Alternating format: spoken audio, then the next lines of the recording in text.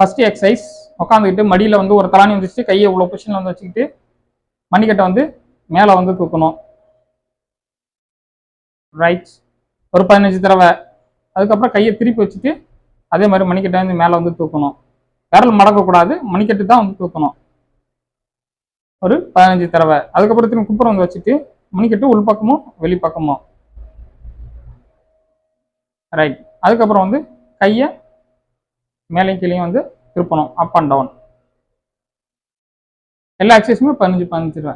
இந்த எக்ஸசைஸ் முடிச்சுட்டு அதுக்கப்புறம் கையை இந்த பொசிஷன் வச்சு நல்லா வந்து ரிஸ்ட்டை ஃபுல்லாக அந்த பக்கம் வந்து தள்ளணும். ரைட், இந்த இடத்துல வந்து நம்ம வந்து ப்ரெஸ் பண்ணி வந்து தள்ளணும். இங்கிட்டு வந்து ஒரு 15 தடவை, இங்கிட்டு ஒரு 15 தடவை ஆல்டர்னேட்டா. ரைட், அதுக்கப்புறம் கையை வந்து மேலேயும் கீழேயும் வந்து மூவ் பண்ணணும் 15 தடவை. இது நல்லா உங்களுக்கு வந்து எவ்வளோ வந்து கீழே வந்து போகுமோ அந்த பொசிஷனில் வந்து வச்சுக்கிறணும். கையை மேலேயும் கீழெல்லாம் நீங்கள் வந்து அசைக்கூடாது, கரெக்ட் இந்த பொசிஷன் வந்து இருக்கணும். வாழை மேலேயும் கீழேயும் வந்து அப் அண்ட் டவுன் மூவ்மெண்ட் வந்து கொடுக்கணும். அதுக்கப்புறம் விரலை மட்டும் இப்படி வந்து விரிக்கணும். ரைட், இது உள்ளங்கை எப்படியா ஒட்டி இருக்கணும், விரலை மட்டும் நம்ம வந்து அப்படி வந்து விரிக்கணும்.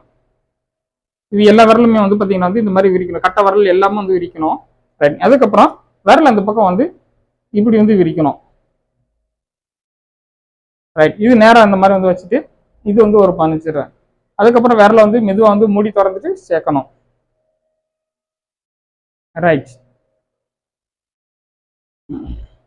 அதுக்கப்புறம் கடைசி வந்து எக்ஸசைஸ் விரலை வந்து நல்லா இறுக்கமாக வந்து மூடி திறக்கிறது, நல்லா பிரிக்கிறது, நல்லா வந்து விரிக்கணும்.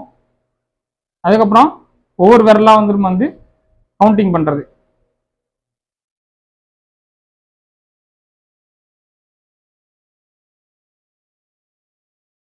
ரைட், இந்த மாதிரி மாற்றி வந்து பண்ணணும்.